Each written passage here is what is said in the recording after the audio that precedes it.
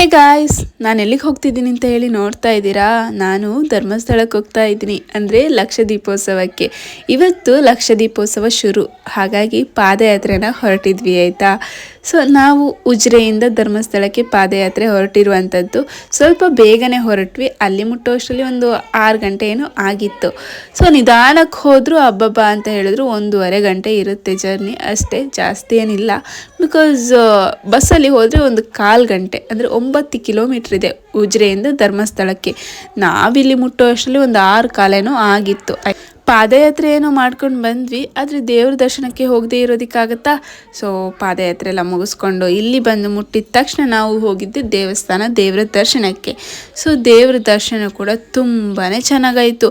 ಇವತ್ತಂತೂ ಅಷ್ಟೇನು ಜನ ಇರೋದಿಲ್ಲ, ಬಿಕಾಸ್ ಫಸ್ಟ್ ದಿನ ಆಗಿರೋದ್ರಿಂದ ಪಾದಯಾತ್ರೆಯವರು ತುಂಬ ಜನ ಬರ್ತಾರೆ ಆ್ಯಂಡ್ ಸ್ವಲ್ಪ ಜನ ಹೊರಗಿನವರು ಎಲ್ಲ ಇರ್ತಾರೆ.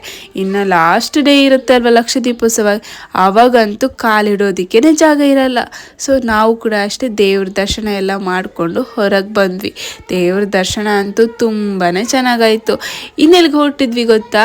ಪಾದಯಾತ್ರಿಗಳಿಗಂತಲೇ ಉಪಹಾರದ ವ್ಯವಸ್ಥೆಯನ್ನು ಕೂಡ ಮಾಡಿದ್ರು. ಅಲ್ಲಿಗೆ ನಾವು ಸೀದಾ ಹೋಗ್ತಾ ಇದ್ದೀವಿ. ಅಲ್ಲಿ ಇಡ್ಲಿ, ಸಾಂಬಾರ್, ಹಾಗೆ ಉಪ್ಪಿಟ್ಟು, ಶೀರಾ, ಸ್ವೀಟು ಎಲ್ಲ ಇತ್ತು. ಹಾಗೆ ಚಹಾ ಕೂಡ ಇತ್ತು ಆಯಿತಾ.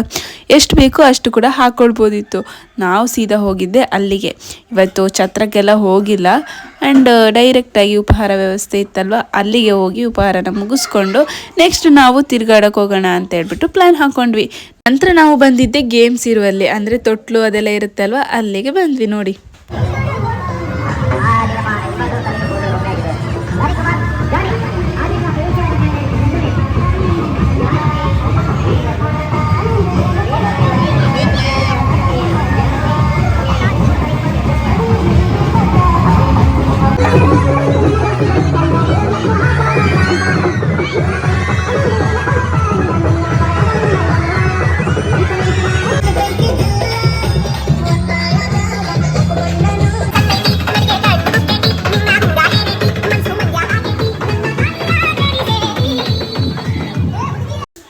ಇಷ್ಟೆಲ್ಲ ಗೇಮ್ಸ್, ತೊಟ್ಲು ನೋಡಿದ್ಮೇಲೆ ನನಗಂತೂ ಫುಲ್ ಕನ್ಫ್ಯೂಷನ್, ಯಾವುದರಲ್ಲಿ ಕೂತ್ಕೊಳ್ಳೋದು ಅಂತ.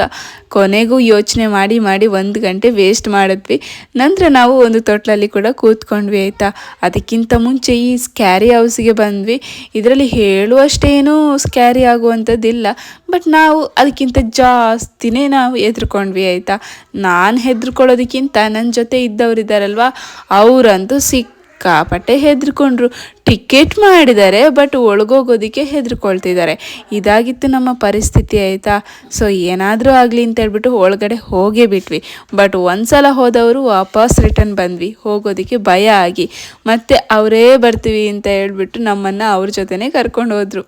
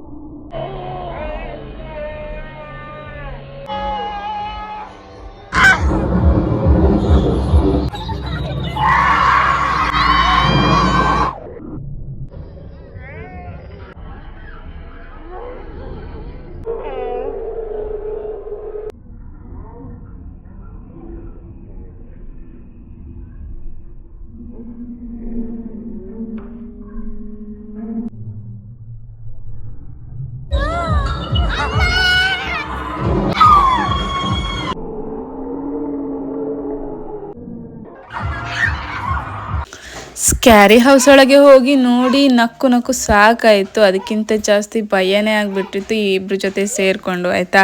ಸೊ ನಂತರ ನಾವು ಬಂದಿದ್ದೆ ಈ ತೊಟ್ಲಲ್ಲಿ ಕೂತ್ಕೊಂಡ್ವಿ. ಇದರಲ್ಲಂತೂ ಸಿಕ್ಕಾಪಟ್ಟೆ ಭಯ ಆಯಿತು ಆಯಿತಾ. ಹೆಂಗೋ ಲಾಸ್ಟಿಗೆ ಸ್ವಲ್ಪ ವೀಡಿಯೋ ಮಾಡಿಕೊಂಡೆ, ಬಿಕಾಸ್ ಕೈ ಬಿಡೋದಕ್ಕೆ ಹೆದರಿಕೆ ಆಗ್ತಾ ಇತ್ತು, ಮೊಬೈಲ್ ಕೂಡ ಬಿದ್ದೋಗುತ್ತೆ ಅಂತ. ಸೊ ಇನ್ನು ತೊಟ್ಲೆಲ್ಲ ಮಾಡಿ ಒಂದು ಸ್ವಲ್ಪ ಆಚೆ ಈಚೆ ತಿರುಗಾಡಿ ತಿಂದು ಇವಾಗ ಬಸ್ಸಲ್ಲಿ ಹೊರಟ್ವಿ ಮನೆಗೆ. ಇವತ್ತಿನ ವ್ಲಾಗ್ ಕೂಡ ಇಷ್ಟೇ. Thank you.